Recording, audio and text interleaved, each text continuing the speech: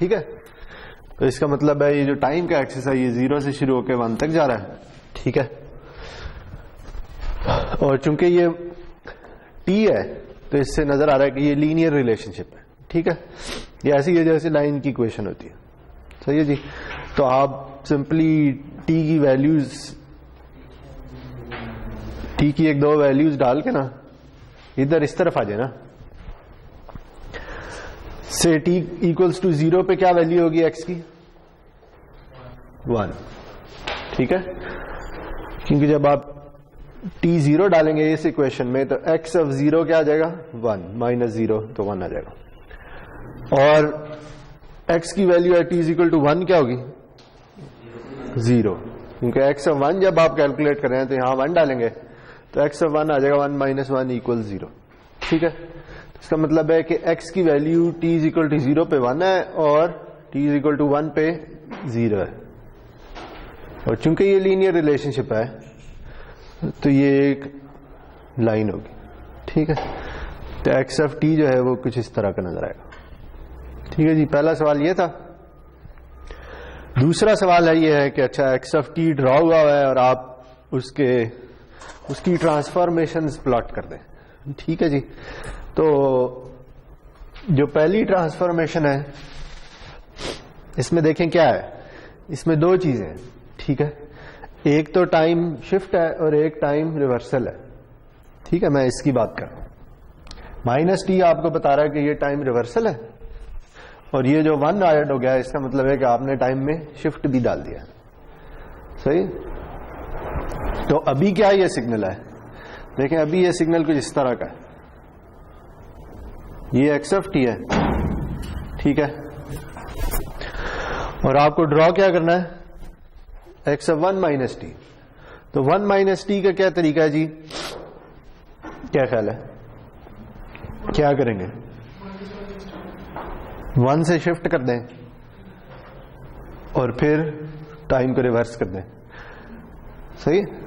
यानी अगर मैं पहले ये ड्रॉ कर लूं x ऑफ t प्लस 1, सही है जी। तो ये क्या होगा आपके ख्याल में? क्या होगा? सिग्नल डिले हो जाएगा या एडवांस हो जाएगा? एडवांस हो जाएगा। कितना ये यूनिट्स? 1। तो इसका मतलब ये है कि ये सिग्नल कुछ इस तरह की चीज बन जाएगी, ठीक है। ये वैल्यू अभी भी 1 ही है, सही है जी। और लेकिन हमें ये नहीं चाहिए, हमें t को माइनस भी करना है, सही है। तो इसका मतलब है कि t को रिवर्स भी करना है। तो अगर हम इस सिग्नल को रिवर्स करें तो क्या बनेगा? फ्लिप हो जाएगा। फ्लिप होके क्या बनेगा? ये चीज बन जाएगी, ठीक है, सही है जी।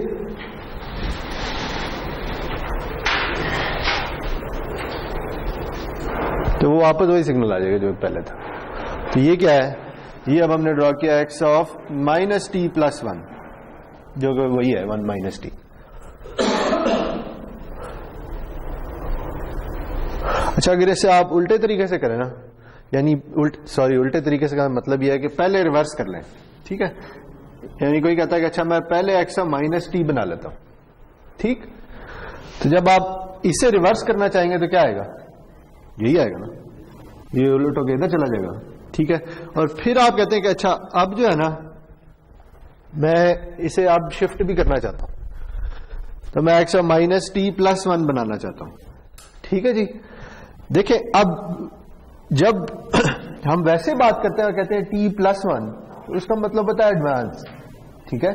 लेकिन अब आप t को रिवर्स कर चुके हैं, t को पहले ही उल्टा कर चुके हैं, तो जो एडवांस है ना वो डिले हो जाएगा और जो डिले है वो एडवांस हो जाएगा, ठीक है, क्योंकि टाइम रिवर्स हो चुका है। तो अगर आप इसे अब प्लस 1 करना ना तो ये इधर जाएगा बजाय पीछे जाने के। समझ आ रही बात? यानी अगर आप x ऑफ t होता और मैं कहता x of t plus 1 draw करें तो फिर आप x ऑफ t को पीछे ले जाते एक सेकेंड, ऐसे ही होता ना। लेकिन अगर ये x ऑफ माइनस t है तो इसका मतलब है कि टाइम पहले ही रिवर्स हो चुका है, जो पॉजिटिव वैल्यूज है वो नेगेटिव, जो नेगेटिव है वो पॉजिटिव हो चुकी है। तो अब एडवांस नहीं होगा बल्कि अब सिग्नल दूसरी तरफ मूव करे। ठीक है, तो चाहे आप पहले रिवर्स करके फिर शिफ्ट कर लें या पहले शिफ्ट करके फिर रिवर्स कर लें, आंसर सेम ही आना। ठीक है, दूसरा सवाल,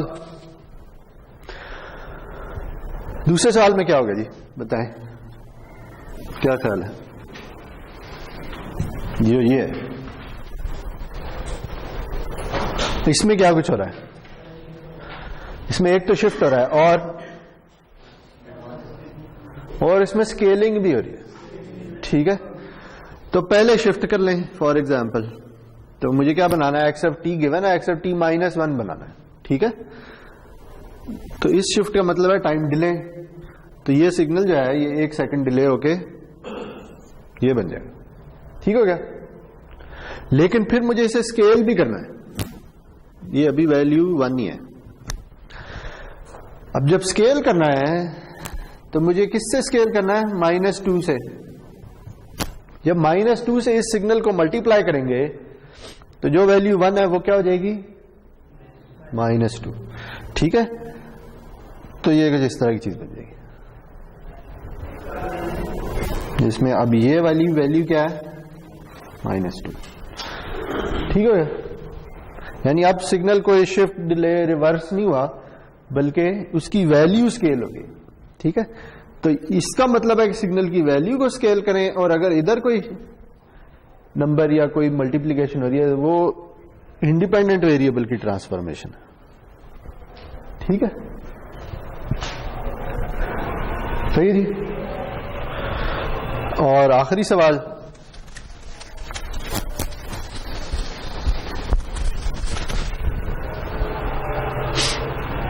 आखिरी सवाल ये कहता है कि ये एक्स है।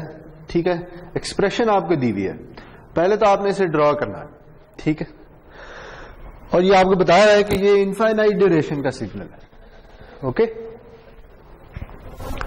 तो आपको ये एक्सप्रेशन ये कह रही है कि जब t 1 से 2 तक हो तब इस सिग्नल की वैल्यू -1 है, बाकी हर तरफ इसकी वैल्यू 0 है। तो अगेन मैं अगर t ड्रॉ कर लूं, ये 0 है, ये 1 है, ये 2 है, इससे ये -1 है, और मुझे इस एक्सिस पे एक्स ऑफ टी ड्रॉ करना है। तो ये एक्सप्रेशन मुझे ये कह रही है कि इस सिग्नल की वैल्यू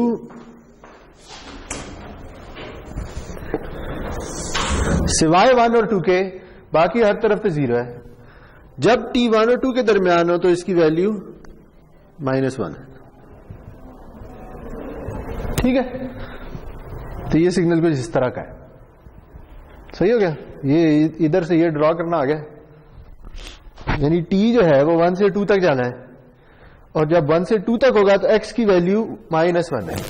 तो t जब 1 से 2 तक जा रहा है तो x की वैल्यू हमने -1 कर दी, और बाकी t की हर वैल्यू के लिए x की वैल्यू 0 है। ठीक है, तो ये तो सिग्नल आ गया। अब हमने इसकी एनर्जी कैलकुलेट करनी है। देखिए, अब ये इनफाइनाइट ड्यूरेशन का सिग्नल है। ठीक है, तो इनफाइनाइट ड्यूरेशन की सिग्नल की एनर्जी क्या होती है, x of T magnitude square D T, और टी कहां से कहां तक जाता है, या आप इसे ऐसे लिख लेते हैं, या आप इसे ऐसे लिख लें, एक ही बात है।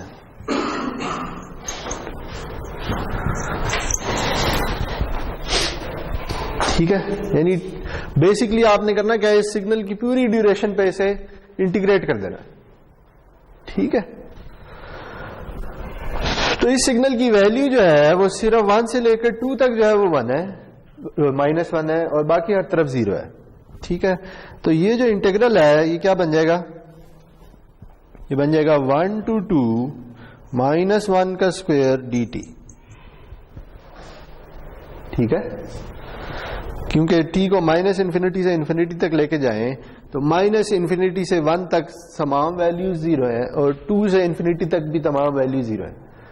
तो वो सारी वैल्यूज तो इस इंटीग्रल में डालने की जरूरत ही नहीं है, सिर्फ जो नॉन जीरो वैल्यूज हैं वो 1 से 2 के दरमियान में आती हैं, और 1 से 2 के दरमियान जब t 1 से 2 तक जा रहा हो तो x की वैल्यू -1 है, ये -1 आ गया। ठीक है, तो ये क्या आ जाएगा, 1 to 2 1 dt आंसर क्या आएगा? आंसर 1 आ जाएगा। ठीक है,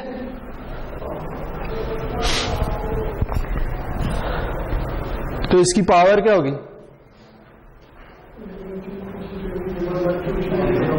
इसकी पावर 0 होगी। ठीक है, वे पावर किसी इनफाइनाइट ड्यूरेशन के सिग्नल की होती है e/2t limit t tends to 0 और t tends to infinity, sorry. तो चूंकि e फाइनाइट है तो ये 1/2t आ जाएगा, limit t tends to infinity 1/2t, तो वह 0 आ जाएगा। ठीक है, वैसे भी अगर आप सिंपली ये लिख दें कि अगर कोई सिग्नल इनफाइनाइट ड्यूरेशन का और उसकी एनर्जी फाइनाइट है तो उसकी पावर 0 होती है। ठीक है, तो वो एक्सप्रेशन भी लिख दें तो कोई मसला नहीं। ठीक है जी, तो ये सोल्यूशन था इस क्विज का। अब हम आगे चल रहे हैं।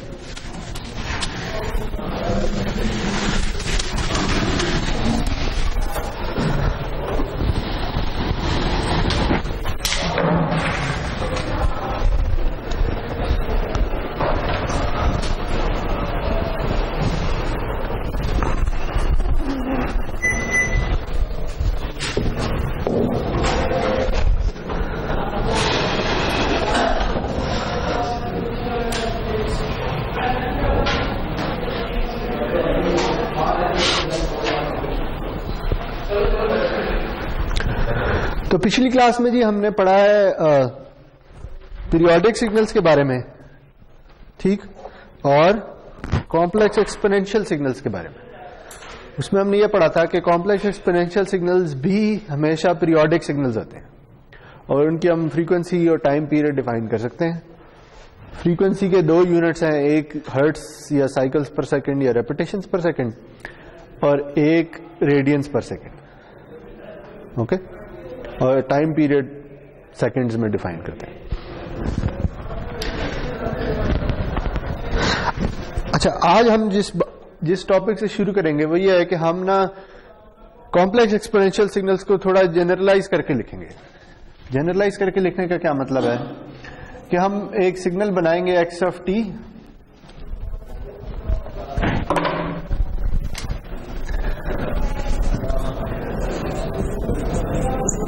ये दोनों ही मार्कर जाना,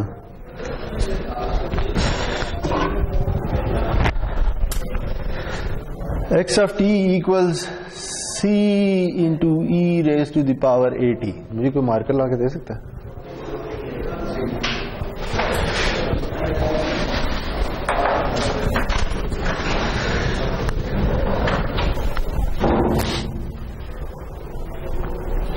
अच्छा, अब हम जिस सिग्नल को देख रहे हैं ना वो कुछ इस तरह का, ये भी एक्सपोनेंशियल सिग्नल है। ठीक, एक्सपोनेंशियल सिग्नल किसी भी ऐसे सिग्नल को कहते हैं जो एक्सपोनेंट की फॉर्म में लिखा गया हो। ओके, इसे कॉम्प्लेक्स एक्सपोनेंशियल सिग्नल कब कहेंगे?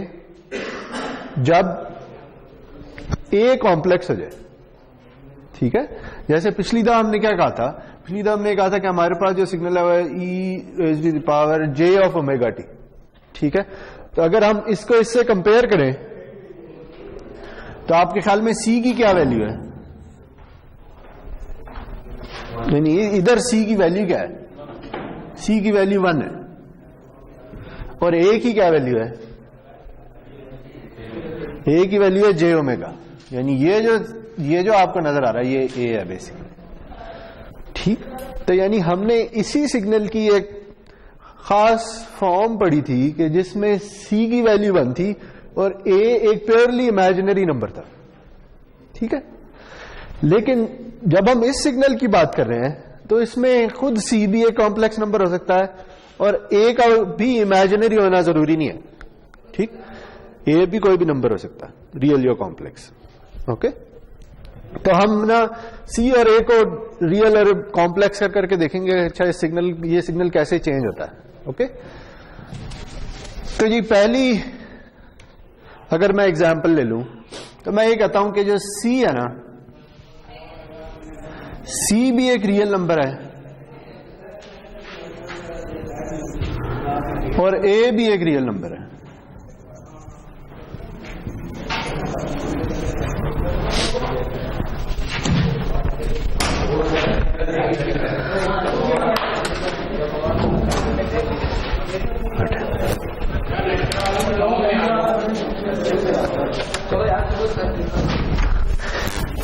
अच्छा जी, तो सी और ए दोनों जो है ना वो रियल नंबर है। ओके, तो इस केस में इस सिग्नल के साथ क्या होगा, देखिए फॉर एग्जांपल मैं एक एग्जांपल ले लेता हूं कि एक्स ऑफ टी जो है ना वो इक्वल है 3e raised to the power 2t। Okay, तो इसमें c है 3 और a है 2, दोनों रियल नंबर हैं। तो अगर मैं इस सिग्नल को ड्रॉ करूं तो ये सिग्नल किस किस्म का होगा,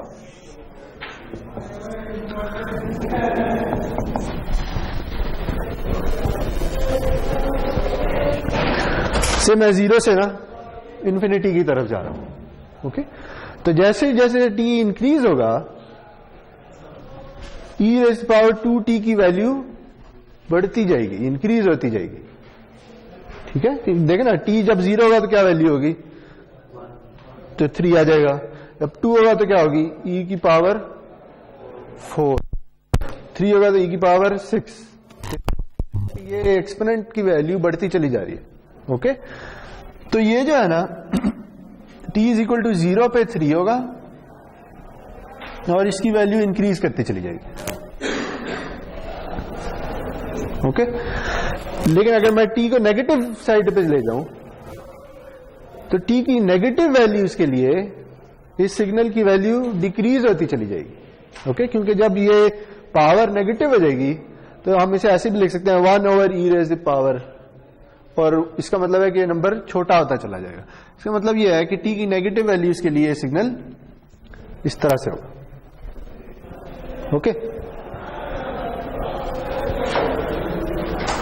तो इस किस्म के सिग्नल को कहते हैं जी, चूंकि ये टाइम के साथ एक्सपोनेंशियली इंक्रीज हो रहा है तो इसे कहते हैं ग्रोइंग एक्सपोनेंशियल सिग्नल।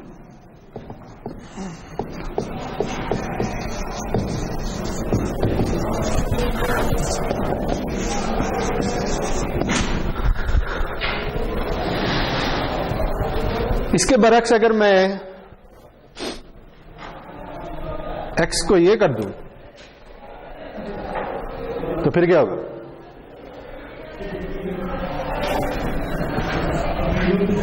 फिर जब t इंक्रीज होगा तो x की वैल्यू कम होती चली जाएगी, नेगेटिव फिर भी नहीं होगी, नेगेटिव कभी भी नहीं हो सकती। ठीक है, t इज इक्वल टू 0 पे वैल्यू अभी भी 3 ही होगी, लेकिन जब t डिक्रीज होगा, सॉरी t इंक्रीज होगा तो इसकी वैल्यू कम होती चली जाएगी, और जब t नेगेटिव होगा तो इसकी वैल्यू बढ़ती चली जाएगी। ओके, तो इस तरह के सिग्नल को कहते हैं जी डिकेइंग एक्सपोनेंशियल सिग्नल।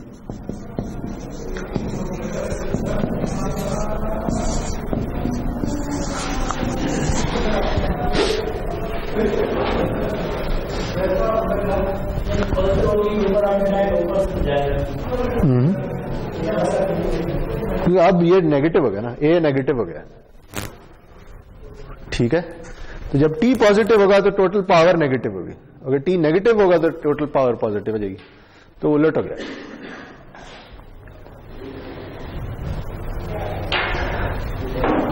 अच्छा, अब अगर मैं ये कर दूं तो फिर क्या होगा, फिर किस तरह का होगा, क्या ख्याल है? अब t इज इक्वल टू 0 पे क्या वैल्यू होगी, -3।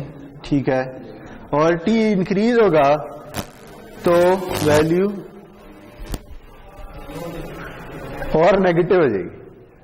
ठीक है, क्या ख्याल है, ये किस तरह का सिग्नल होगा, ये कुछ इस तरह का सिग्नल होगा। ठीक है, वही सिग्नल होगा, बस नेगेटिव हो गया। ओके, देखिए ये क्या ड्रॉ हुआ है, ये ड्रॉ हुआ है x T equal 3e raised to the power 2t, और ये क्या ड्रॉ हुआ है x of T equals -3e raised to the power 2t। तो अगर आप इसे और इसे कंपेयर करें, दोनों में फर्क क्या है, सिर्फ माइनस का फर्क है। ठीक है, यानी इस x को मैंने -1 से मल्टीप्लाई कर दिया तो वो जो पॉजिटिव पे था वो नेगेटिव पे चला गया, बस ये हुआ। इसी तरह ये क्या सिग्नल है, ये सिग्नल है x of T equals 3e raised to the power -2t। तो अगर इसे भी -3 से मल्टीप्लाई कर दें तो ये इसी तरह नीचे हो जाएगा। ओके,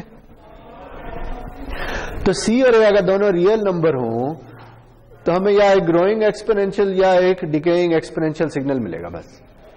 ओके, जो पॉजिटिव या नेगेटिव हो सकता है डिपेंडिंग ऑन के सी की वैल्यू क्या है।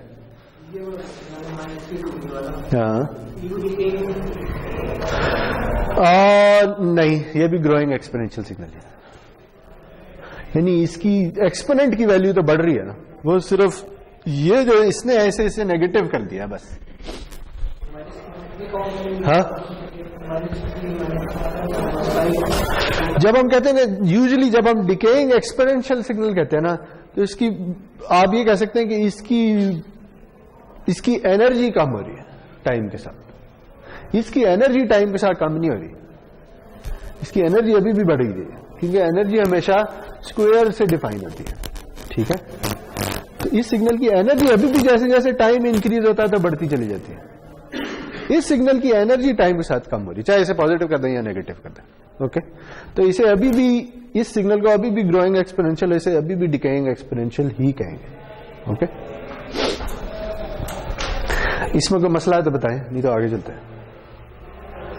ये सादा सा है, ठीक है, यानी टी की वैल्यूज डालते चले जाएं, आपको कुछ ना कुछ आइडिया हो जाएगा क्या होना है।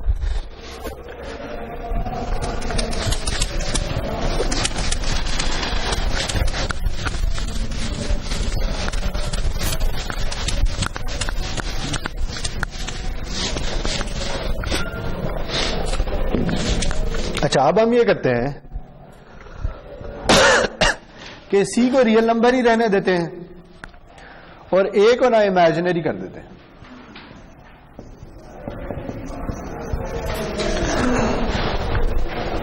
ओके, तो इस केस में से ए जो है ना वो इक्वल है ए इक्वल्स जे ओमेगा, यानी ए एक इमेजिनरी नंबर बन गया। तो अब एक्स ऑफ टी क्या बनेगा? एक्स ऑफ टी बनेगा C E raise to power J omega T. Okay, जिसमें सी जो है वो अभी भी रियल नंबर है, ए इमेजिनरी नंबर हो गया। तो ये वही चीज है जो हमने पिछली दफा पढ़ी थी, ऐसे ही है ना। ये कॉम्प्लेक्स एक्सपोनेंशियल सिग्नल है जो कि पीरियोडिक है, इसकी ये फ्रीक्वेंसी है ओमेगा, जिसकी यूनिट्स है रेडियंस पर सेकंड, इसे हम हर्ट्ज में कन्वर्ट कर सकते हैं अगर हम 2 पाई से डिवाइड कर दें। इससे क्या होगा? इस सी से क्या होगा? इस सी से इसका मैग्नीट्यूड चेंज होगा और कुछ नहीं होगा। ठीक, यानी अगर मैं ये ले लूं एक signal x of T equals E J 2 pi T, और उसके बरक्स अगर मैं एक और सिग्नल ले लूं वाई ऑफ टी जो कि है 2 ई रेज़ पावर जे 2 पाई टी,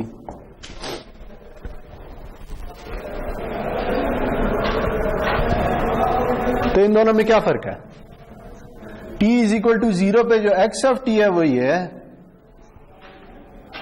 ठीक हो गया, और जो y ऑफ t है वो क्या है?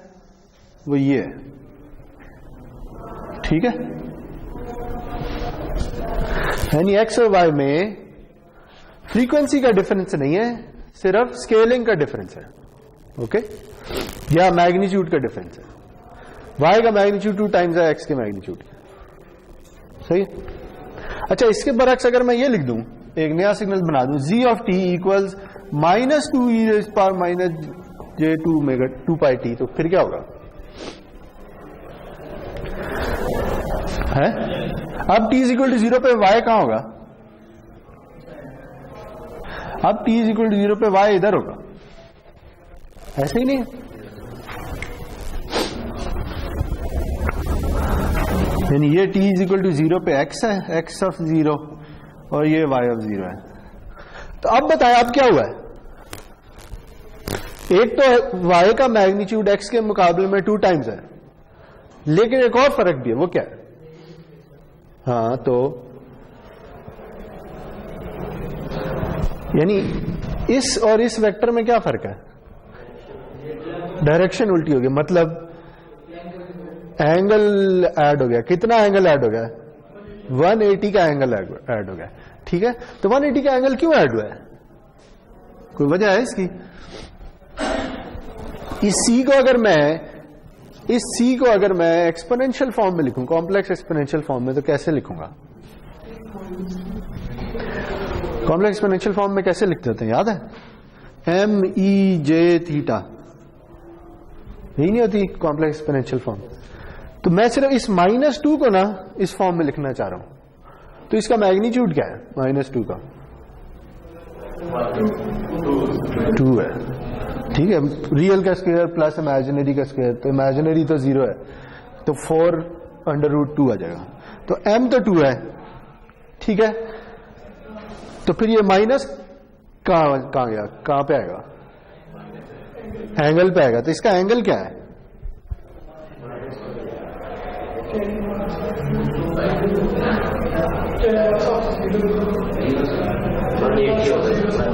इसका एंगल 180 होगा। 180 रेडियंस में क्या होता है? पाई। तो ये बन जाएगा, ठीक है, ओके। तो असल में जब मैं ये लिख रहा हूं कि -2 times e to the -j2 pi t, तो मैं क्या कर रहा हूं? मैं इसे इसके साथ मल्टीप्लाई कर रहा हूं, ऐसे ही है, ठीक है ना। तो जब आप इस तरह लिख रहे हैं तो फिर आप क्या लिख सकते हैं? फिर आप ये भी तो लिख सकते हैं,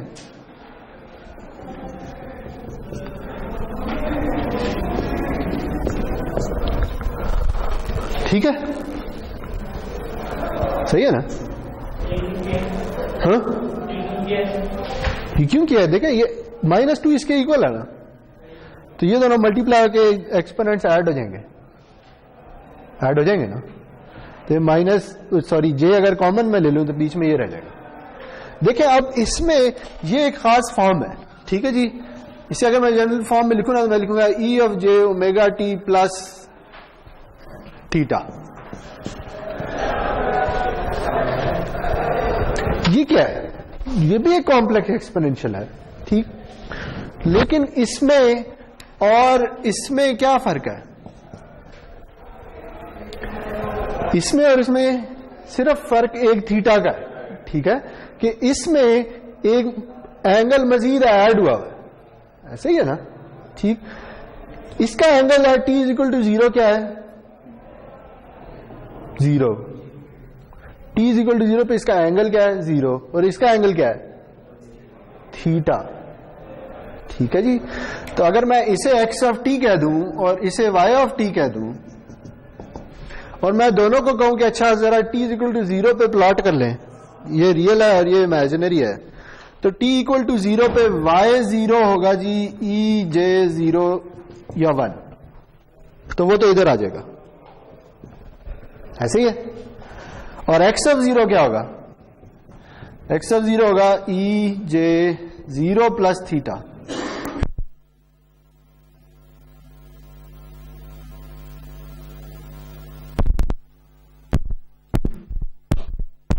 ये कैसे ड्रॉ होगा? इसका मैग्नीट्यूड क्या है और एंगल क्या है? थीटा। थीटा नहीं है, थीटा, ये थीटा लिखा है, सॉरी ये 0 नहीं लिखा। तो ये कहाँ आएगा जी? ये किसी एंगल थीटा पे आ जाएगा, ठीक है। तो देखिए, ये जो दो कॉम्प्लेक्स नंबर्स लिखे हैं ना, इन दोनों में फर्क सिर्फ इनिशियल फेज का है। जब ये अगर t = 0 पे स्टार्ट होते हैं तो ये 0 एंगल से स्टार्ट होता है और ये थीटा एंगल से स्टार्ट होता है, ठीक। लेकिन इन दोनों का पीरियड सेम ही है, इनकी फ्रीक्वेंसी सेम ही है। क्यों? क्योंकि जब टाइम वेरी होना शुरू होगा, आप जब टाइम t = 0 से आगे चलाना शुरू करेंगे, हाँ, तो इसमें और इसमें जो वेरिएशन आनी है वो सिर्फ एक ही इस एक्सप्रेशन से आनी है। ये थीटा तो बस साथ ऐड हुए जा रहा है हर पॉइंट पे, ऐसे ही है ना। तो यानी ये अगर t = 0 पे इधर से चलता है और इसका पीरियड कैपिटल T सेकेंड है, तो ये कैपिटल T सेकेंड्स के बाद वापस इधर आ चुका होगा, ऐसे ही है ना। पीरियड वही होता है ना, इसमें एक साइकिल कंप्लीट हो जाती है। और अगर ये t = 0 पे इधर है तो कैपिटल T सेकेंड्स के बाद ये भी वापस इधर आ चुका होगा, ठीक, क्योंकि दोनों की फ्रीक्वेंसी अभी भी सेम ही है। ये जो चीज है ये ऐसे ही है कि आपने y ऑफ t को बस एक एडिशनल फेज के साथ मल्टीप्लाई कर दिया, ऐसे ही है ना। ये फेज कांस्टेंट है, ये टाइम के साथ चेंज नहीं होता, सही। सिर्फ ये चीज टाइम के साथ चेंज होती है, ऐसे ही है ना। तो इसलिए टाइम के साथ जो बिहेवियर है वो इन दोनों का सेम ही है।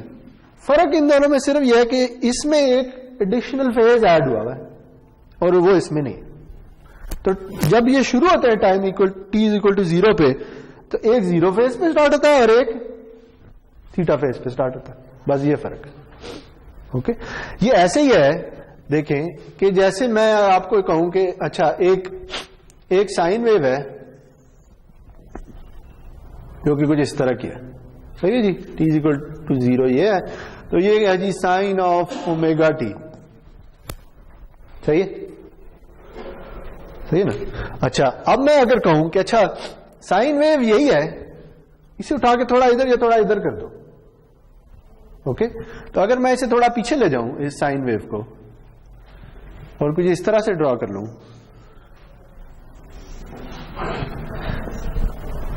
तो ये वाला सिग्नल तो ये है, सॉरी मेरे पास कलर एक ही है, लेकिन ये वाला सिग्नल क्या है, प्लस थीटा, ऐसे ही है ना। यही कहते हैं ना कि इसमें मैंने कोई शिफ्ट ऐड कर दिया, यानी इस सिग्नल को शिफ्ट किया ना, एडवांस कर दिया। जब एडवांस कर दिया तो इसका मतलब है कि इसमें कोई वैल्यू ऐड हो गया टाइम में, तो वो ये मैंने उसे थीटा का नाम दे दिया, चाहे जो मर्जी नाम देते उसको फर्क नहीं पड़ता, ठीक। लेकिन इससे हुआ क्या है, एक तो ये सिग्नल टाइम में शिफ्ट हो गया, लेकिन t इक्वल टू 0 पे अगर आप देखें तो इसका एंगल क्या था, 0, तो साइन ऑफ 0 आ रहा था, लेकिन इसका एंगल क्या है, साइन ऑफ थीटा, तो ये थीटा से स्टार्ट होता है t इक्वल टू 0 पे। बिल्कुल ऐसे ही इस सिग्नल में भी हुआ है, ठीक है। ये वही एक्सपोनेंशियल सिग्नल है जो हम पढ़ते रहे, जो टाइम t इक्वल टू 0 पे 1 पे बैठा होता है, और इसमें मैंने अब एक फेज ऐड कर दिया। जब फेज ऐड कर दिया तो इसका स्टार्टिंग पॉइंट चेंज हो गया, जो कि इधर था 0 एंगल पे, अब वो उठ के किसी थीटा एंगल पे चला गया, ठीक। क्या इसके और इसके पीरियड में कोई फर्क है, कोई फर्क नहीं है। इसी तरह इसके और इसके पीरियड में भी कोई फर्क नहीं है, ठीक हो गया। सिर्फ फर्क जो है वो इनिशियल फेज का है, सही है जी। ओके, आगे चलें, गुड। तो क्या हुआ है, सी के नेगेटिव होने से सिर्फ पाई का फेज शिफ्ट ऐड हो गया, ठीक। तो जब हम ये वाला केस ले रहे हैं कि जिसमें सी रियल नंबर है और ए इमेजिनरी है, तो ये कॉम्प्लेक्स एक्सपोनेंशियली है जिसमें सी उसके मैग्नीट्यूड को चेंज कर रहा है, और अगर नेगेटिव हो तो उसमें पाई फेज भी ऐड कर देता है, ठीक हो गया। आगे चलें, अगला केस ले लेते हैं।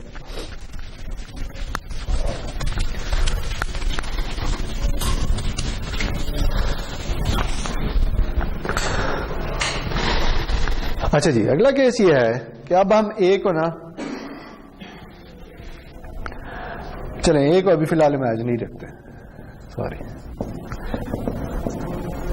नेक्स्ट केस ये है जी कि सी जो है वो अब एक रियल नंबर नहीं रहा बल्कि कॉम्प्लेक्स नंबर हो गया, ठीक है।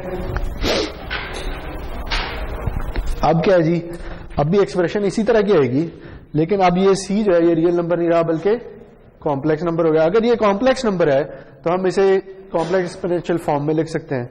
तो कॉम्प्लेक्स एक्सपोनेंशियल फॉर्म से जो सी किया ना, वो है मैग्नीट्यूड है m और एंगल है थीटा, ठीक हो गया।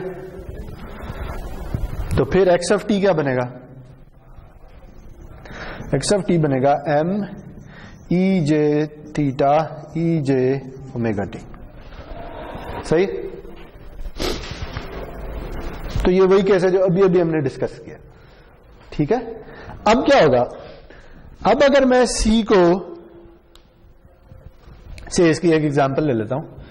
सी जो है ना वो है 2e j पाई बाय 4,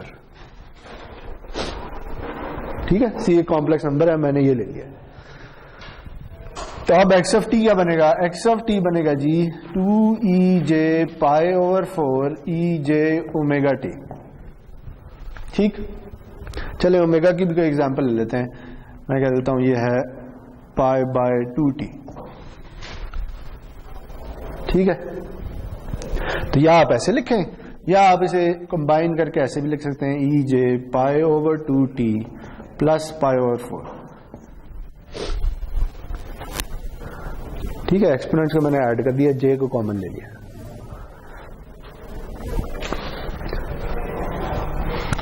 अब अगेन अगर हम इसे रियल इमेजिनरी प्लेन पे प्लॉट कर लें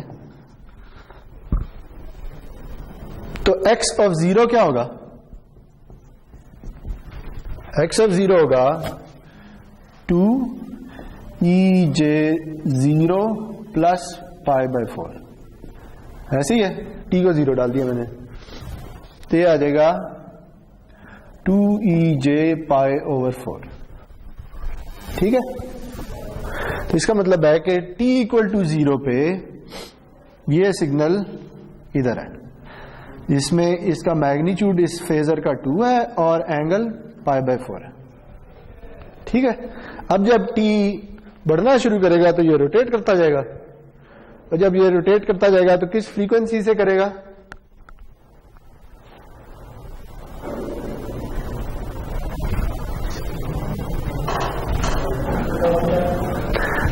जब मैं ये तो t इक्वल टू 0 पे प्लॉट हुआ है ना, अब जब मैं t को इंक्रीज करूंगा तो क्या होगा? इसने रोटेट करना ना।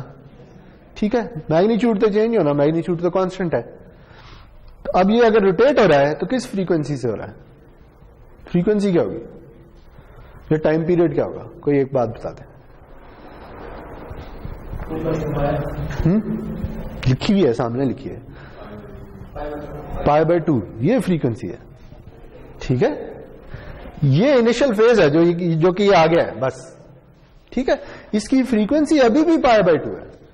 तो अगर मैं इस सिग्नल का आप कहूं कि अच्छा इसका टाइम पीरियड निकालें, तो आप कैसे निकालेंगे? आप कहेंगे ओमेगा जो है वो पाई ओवर 2 है। ठीक है, तो फ्रीक्वेंसी क्या आएगी? इसके यूनिट्स है रेडियंस पर सेकेंड, तो 2 पाई से डिवाइड करते हैं ओमेगा को, तो क्या आ जाएगा? पाई ओवर 2 इंटू 2 पाई, 1/4 आ जाएगा। ऐसे ही, तो टाइम पीरियड क्या निकलेगा? ये हर्ट्ज है, तो टाइम पीरियड आ जाएगा 4 सेकेंड। ठीक हो गया? तो अगेन इस पाई बाय 4 से टाइम पीरियड को कोई फर्क नहीं पड़ा, सिर्फ स्टार्टिंग पॉइंट चेंज हो गया। ठीक, अच्छा अगर मैं इसी सिग्नल को आपको कहूं कि इसे रियल और इमेजिनरी में प्लॉट करें,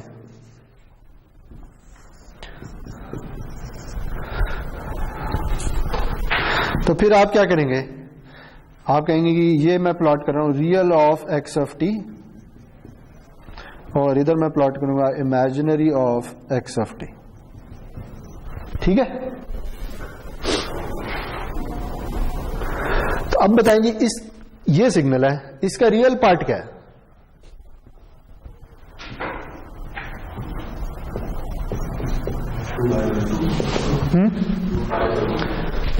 नहीं, मैग्नीट्यूड है 2।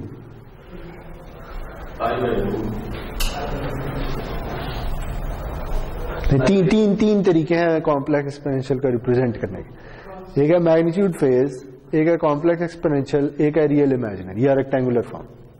ऐसे ही है ना? ये अभी कौन सी फॉर्म लिखी हुई है? कॉम्प्लेक्स एक्सपोनेंशियल, जो किस तरह से होती है? Magnitude e⁻θ। ऐसे ही होता है ना? ये x ऑफ t है, याद रखें। इसे अगर मैंने रियल इमेजिनरी फॉर्म में चेंज करना तो कैसे करूंगा?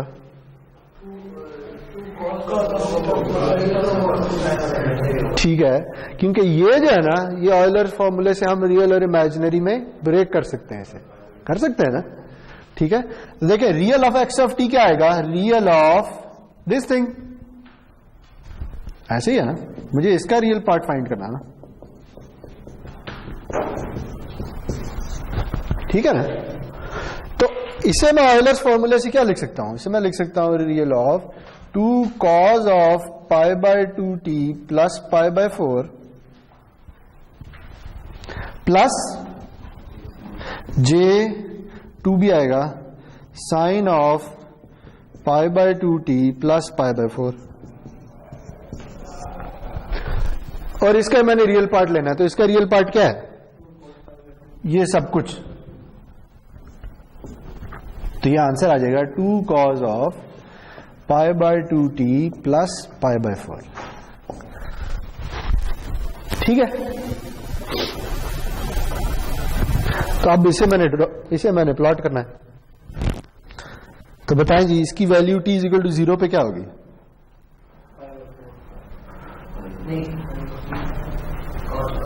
2 cos π/4, ऐसी नहीं होगी, है ना? इसकी मैं ये real of x of t है,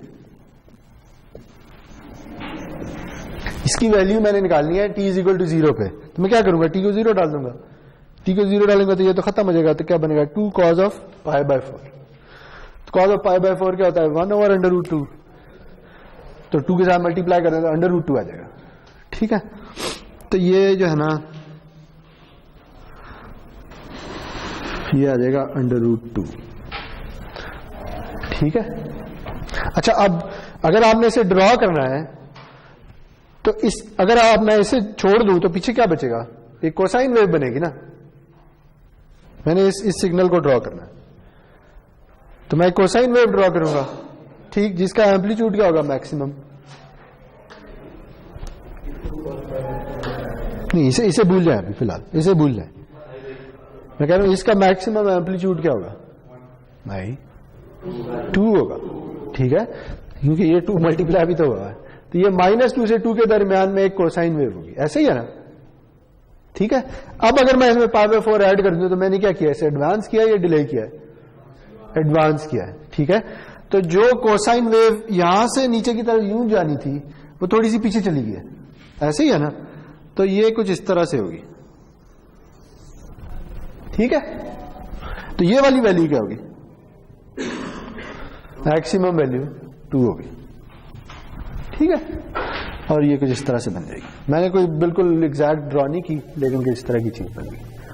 सही है, समझ आई? इसका ये जो पीरियड है यहां से लेकर यहां तक, ये कितनी ड्यूरेशन होगी, यहां से लेकर यहां तक कितनी ड्यूरेशन बनेगी टाइम में?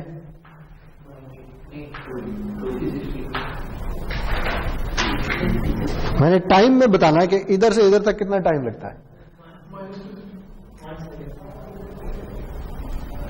लिखा हुआ है 4 सेकेंड लगते हैं यार। ये नहीं लगी, अभी नहीं कैलकुलेट किया, ये टाइम पीरियड है इसका। ठीक है, कि इसे एक साइकिल कंप्लीट करने में कितना टाइम लगता है, वो ये कैलकुलेट किया, अभी कैलकुलेट किया, तो ये 4 सेकेंड है। ठीक है, तो अगर इसे कोई आपको लेबल करने को कह दे तो कम से कम ये तो लेबल कर ही सकते हैं ना। तो ये जी, ठीक है, तो अब बताएं जी इसका इमेजिनरी पार्ट क्या है, यानी मुझे imaginary of x of t find करना है। तो वो क्या बनेगा, 2 sin ऑफ π/2t प्लस π/4। ठीक हो गया। अगेन अब इसे हमने ड्रॉ करना है, तो अगर मैं इसके बगैर ड्रॉ करूं तो ये एक सिंपल साइन वेव है जो +-2 के बीच में है, ऐसे ही है। जब मैंने π/4 ऐड किया तो इसे मैंने एडवांस कर दिया। जब एडवांस कर दिया तो जो चीज यूं ड्रॉ होनी थी थोड़ी सी टाइम में एडवांस हो गई है, तो कुछ इस तरह से ड्रॉ हो जाएगी। ठीक है, और ये वैल्यू क्या होगी, t इक्वल टू 0 पे, t इक्वल टू 0 पे क्या वैल्यू होगी, 2 sin π/4। तो वो क्या होता है,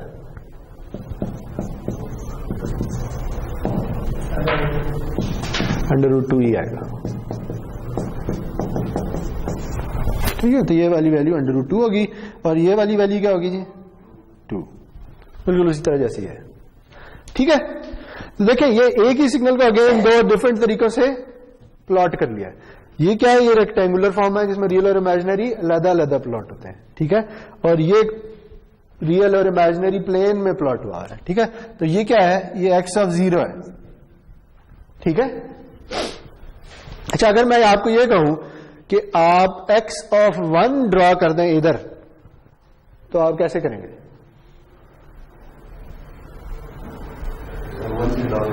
हाँ, तो x ऑफ 1 निकाले ना, क्या आएगा, x ऑफ 1 क्या आएगा,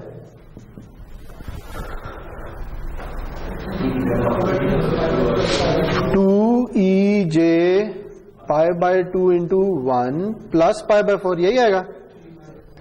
ठीक है, बनेगा 2e(j) pi by 2 plus pi by 4, 3 pi by 4। 3 pi by 4 कितने डिग्रीज होता है? 135। तो कहां होगा? इधर हो।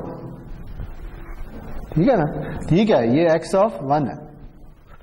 ठीक है, x जब टाइम t 1 सेकेंड हो। ठीक है, तो क्या हुआ? t इक्वल टू 0 पे ये इधर था, जब टाइम बढ़ना शुरू हुआ तो इसने रोटेट करना शुरू किया और 1 पे इधर पहुंच जाएगा। ठीक है। अच्छा, अब अगर मैं आपको कहूं कि x ऑफ 4 ड्रॉ करें, वो क्या आएगा आपके ख्याल? नहीं, आप वैसे नहीं बता सकते, बगैर कैलकुलेट किए बता सकते हैं x ऑफ 4 क्या होगा? वो यही आएगा। क्यों? क्योंकि इसका टाइम पीरियड 4 सेकेंड है। ठीक है, तो जब टाइम पीरियड 4 सेकेंड है, इसका मतलब एक पूरी रोटेशन कंप्लीट हो चुकी होगी, तो ये इक्वल होगा x ऑफ 4 के। तो x ऑफ 8 भी यही होगा, x ऑफ 12 भी यही होगा, x ऑफ -4 भी यही होगा, -8 भी यही होगा। ठीक है ना? बातें समझ आ रही हैं? चलें, गुड।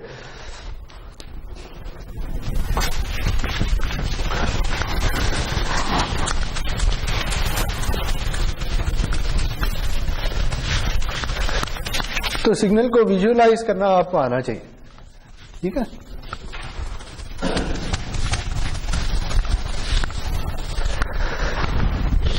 चलेगी। तो अब एक ही केस रह गया है, और वो क्या है? वो ये है कि दोनों ही कॉम्प्लेक्स हों। ठीक है,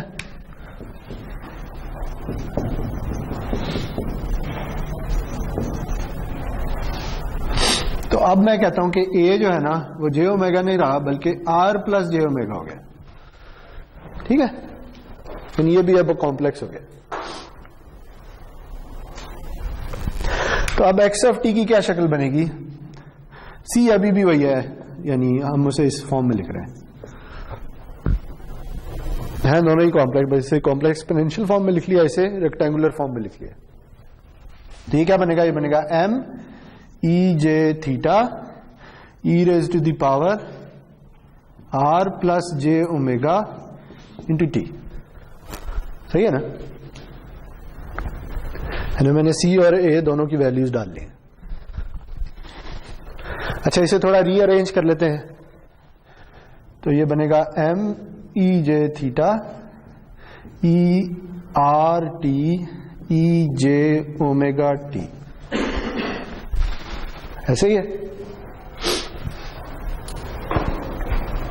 थोड़ा और रीअरेंज कर लेते हैं। तो ये बनेगा m e r t e j omega T plus theta. ठीक हो गया?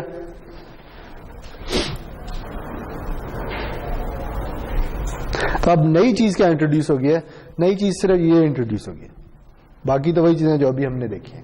ठीक, ये क्या है? ये मैग्नीट्यूड चेंज कर रहा है। ये क्या है? ये इनिशियल फेज ऐड कर रहा है। लेकिन ये अब एक नई चीज ऐड हो गई है, जिसमें आर क्या है? बताएं, आर रियल है या कॉम्प्लेक्स है? आर रियल है।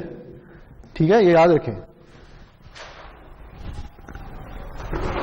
मुझे बताएं, ओमेगा खुद रियल है या कॉम्प्लेक्स है?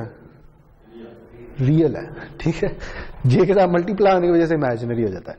अच्छा, तो ये जो e raise to power r t लिखा हुआ है ना, ये उसी तरह की चीजें जो हमने सबसे पहले पढ़ी है। इसमें हमने कहा था कि ए पॉजिटिव हो सकता है या नेगेटिव हो सकता है। ऐसे ही है ना?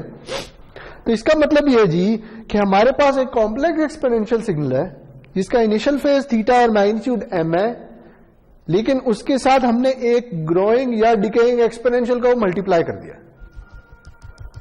बात समझ आई? इस स्टेटमेंट की समझ आई? ऐसे ही है ना? ठीक है, तो अब बताएं जी, इसकी कोई एग्जांपल ले लेते हैं। ठीक है, से ए जो है ना वो है 2 प्लस j1 और सी जो है वो है 1 e j पाई बाय 4 या पाई बाय 2। ठीक है जी, ये एक मैंने एग्जांपल ले ली। अच्छा, तो अब x ऑफ टी क्या बनेगा? x ऑफ टी बनेगा 1 into e raise to the power 2t e raise to power j t plus pi by 2। ठीक है, देखें r क्या है 2, ओमेगा क्या है 1, तो यहां 1 इसलिए आ गया। थीटा क्या है पाई बाय 2 और m क्या है 1। ठीक हो गया, तो इसे भी लिखने की कोई जरूरत नहीं है। अच्छा अब बताया x t is equal to 0 पे क्या है?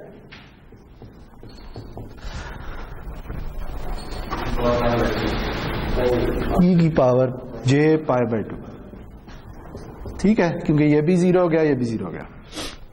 तो अगर इसे मैं ड्रॉ कर लूं एक रियल इमेजिनरी प्लेन पे, तो ये कहां पे होगा?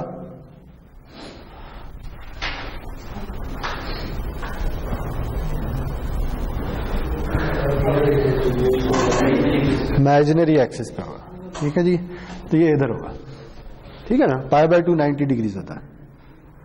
सही हो गया। तो ये क्या है जी, ये मैग्नीट्यूड 1 है, एंगल पाई बाय 2 है, और ये x ऑफ 0 प्लॉट हुआ।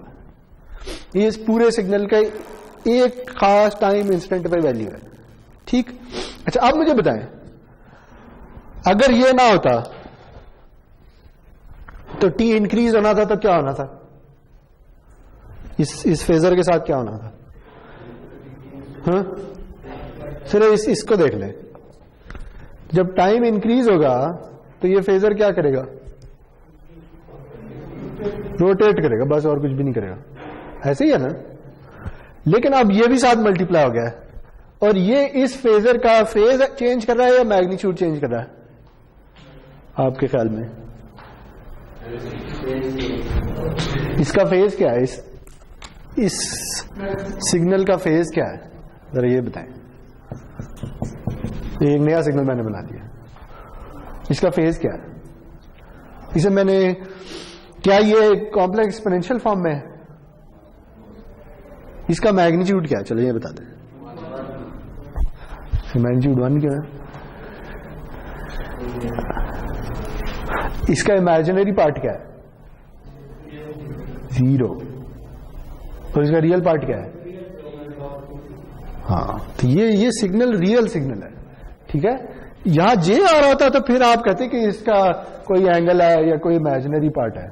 ये रियल सिग्नल है। ठीक है, अगर रियल सिग्नल है तो इसका फेज क्या होगा? x इज इक्वल टू 2 का फेज क्या है? 0 ही है ना। ठीक है, क्या ये कभी नेगेटिव हो सकता है? नहीं हो सकता, तो इसका फेज हमेशा 0 होगा। ठीक है जी, एक रियल नंबर जो कि हमेशा पॉजिटिव हो उसका फेज हमेशा 0 होता है। ठीक है, अगर नेगेटिव होगा तो फिर पाई हो सकता है। ऐसे ही है ना। ठीक है ना, इसे मैं अगर आपको कहूं कि इस रियल इमेजिनरी प्लेन पे एक रियल नंबर को प्लॉट करें, ठीक है, तो रियल नंबर ने तो हमेशा इस लाइन पे आना है। ऐसे ही है ना, उसमें इमेजिनरी पार्ट तो होता ही नहीं है। अगर उसने हमेशा इस लाइन पे आना है तो फिर उसका एंगल अगर पॉजिटिव है तो हमेशा 0 होगा, और अगर नेगेटिव है तो हमेशा पाई होगा। ठीक है, तो ये जो सिग्नल है ये रियल है और हमेशा पॉजिटिव रहता है, तो इसका मतलब इसका एंगल हमेशा 0 होगा। ठीक हो गया जी। तो अब बताएं जी, क्या ये इसमें कोई एंगल ऐड कर रहा है? नहीं कर रहा। ठीक है, तो क्या कर रहा है? ये इसका मैग्नीट्यूड चेंज कर रहा है। ठीक, अब अगर t की वैल्यू बढ़ती है, 0 से आगे की तरफ जाते हैं, तो क्या मैग्नीट्यूड कम होगा या ज्यादा होगा? ज्यादा होगा। ठीक है, तो होगा क्या? इसने रोटेट भी करना है और इसका मैग्नीट्यूड भी बढ़ना है। ठीक है, तो कुछ इस तरह की चीज बन जाएगी। ठीक है, समझ आई? देखिए, अब इसने रोटेट भी करना शुरू कर दिया, लेकिन साथ साथ इसका मैग्नीट्यूड भी बढ़ रहा है। तो जब मैग्नीट्यूड बढ़ रहा है तो ये फेजर बड़ा भी होता चला जा रहा है साथ साथ। ठीक हो गया, समझ आई बात? अच्छा, और अगर t नेगेटिव हो जाए, अभी तो मैं t से आगे किधर जा रहा हूं, पर पीछे जाना शुरू करूं फिर क्या होगा? फिर मैग्नीट्यूड कम होगा, तो ये कुछ इस तरह की चीज बन जाएगी। ठीक है जी, ओके। अब मुझे ये बताएं कि अगर मैं इसे रियल और इमेजिनरी में प्लॉट कर लूं तो फिर क्या होगा? यानी अब मुझे प्लॉट करना है real of X of T, तो बताएं इसका रियल पार्ट क्या है जी? Real of X of T क्या है?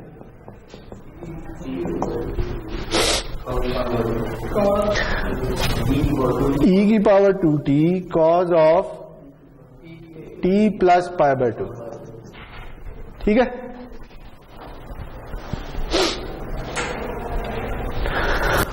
तो अब क्या चीज बनेगी? कोसाइन वेव बनेगी जो t इक्वल टू 0 पे पाई बाय 2 से शिफ्ट हुई है और उसका मैग्नीट्यूड टाइम के साथ साथ बढ़ता चला जा रहा है, ठीक है? तो अब मैं कोई बहुत ही अच्छी ड्राइंग नहीं करूंगा, लेकिन कुछ इस तरह की चीज बनेगी, ठीक है? सही है। अच्छा, और इसका इमेजिनरी पार्ट क्या होगा?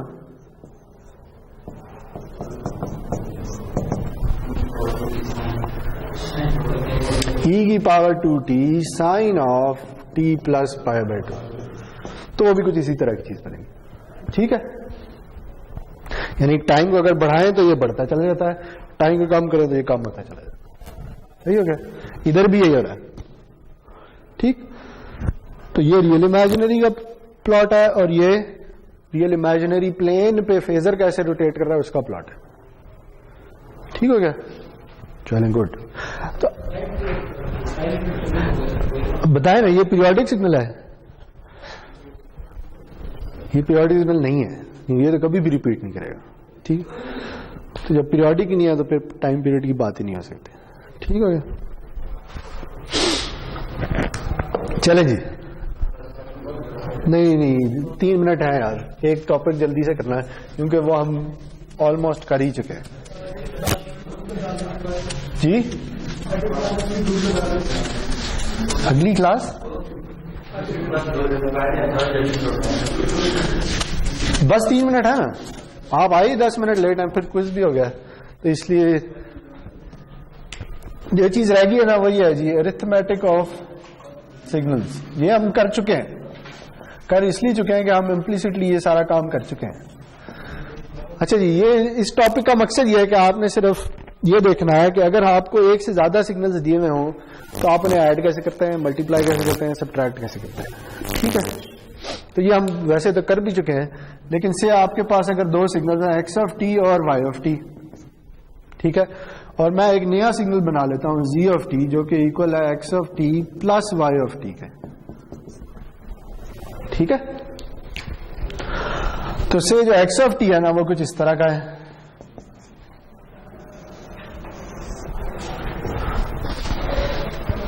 ठीक? और जो y ऑफ t है वो कुछ इस तरह का है,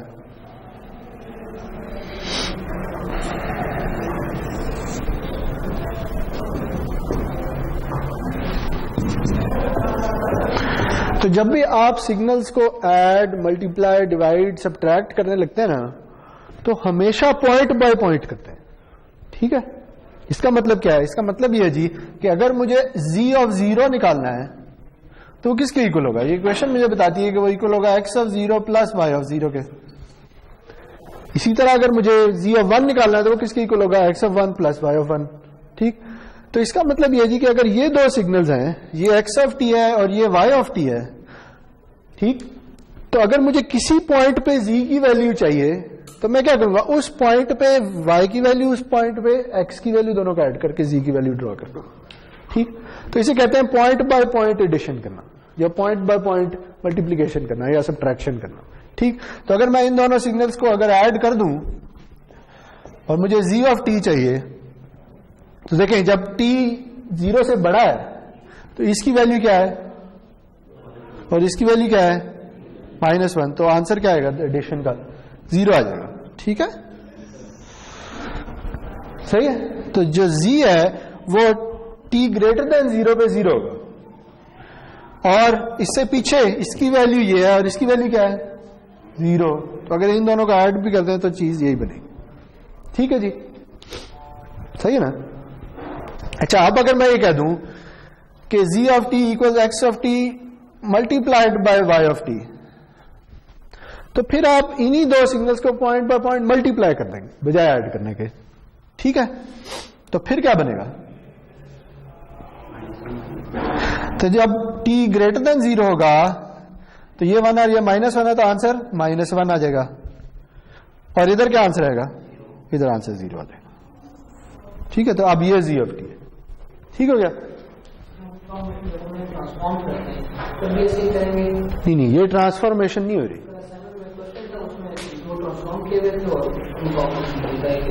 हाँ, अगर देखें जब ट्रांसफॉर्म कर लिया किसी सिग्नल को तो फिर तो एक नया सिग्नल बन गया है, वो जो नया सिग्नल बना है उसे दूसरे सिग्नल से आप मल्टीप्लाई करना है, ठीक सही है ना।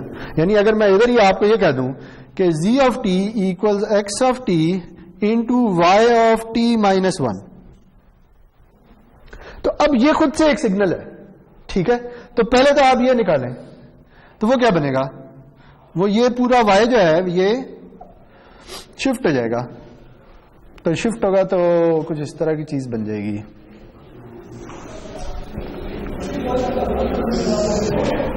-1 था, कुछ इस तरह की चीज बन जाएगी, ऐसे ही है, ठीक है ना। तो अब आप इन दोनों को मल्टीप्लाई कर लें तो जो आंसर आ जाएगा वो आंसर है। इसी तरह अगर सिग्नल्स को डिवाइड करना है तो डिवाइड भी पॉइंट बाय पॉइंट होंगे, सबट्रैक्ट करना है तो वो भी पॉइंट बाय पॉइंट होंगे, ठीक है। तो ये हम काम पहले कर चुके हैं। अच्छा सॉरी, एक छोटी सी चीज इसमें ये मेंशन करनी है कि अगर मैं ये कह दूं y of t equals 2x of t, तो अब भी अगर आप ये भी कह सकते हैं कि अब भी दो सिग्नल मल्टीप्लाई हो रहे हैं, ठीक है, जिसमें एक x ऑफ t है और एक कांस्टेंट सिग्नल है 2, ठीक है ना। तो अगर मैं इन दोनों को ड्रॉ कर लूं तो x ऑफ t तो ये है, तो 2 क्या होगा, 2 ये होगा, ठीक है।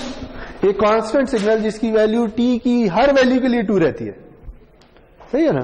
तो आप इन दोनों को मल्टीप्लाई करना, ये ऐसे ही है कि आप x की हर वैल्यू को 2 से मल्टीप्लाई करना, तो इसे आप ये भी कहते हैं कि मैंने अपने सिग्नल को एक स्केलर से मल्टीप्लाई कर दिया, या अपने सिग्नल को स्केल कर दिया, या उसके एम्पलीट्यूड को स्केल कर दिया, या मैंने एक सिग्नल को एक कांस्टेंट सिग्नल से मल्टीप्लाई कर दिया। इसी तरह यह भी हो सकता है, ये होगा तो ये सिग्नल उठ के 3 पे चला जाएगा, ऐसे ही है ना, इसमें 2 ऐड हो जाएगा, तो यहां पे जो 0 वैल्यू थी ये हो जाएगी 2 और जो 1 वाली है ये हो जाएगी 3, ठीक है। ओके जी, चले।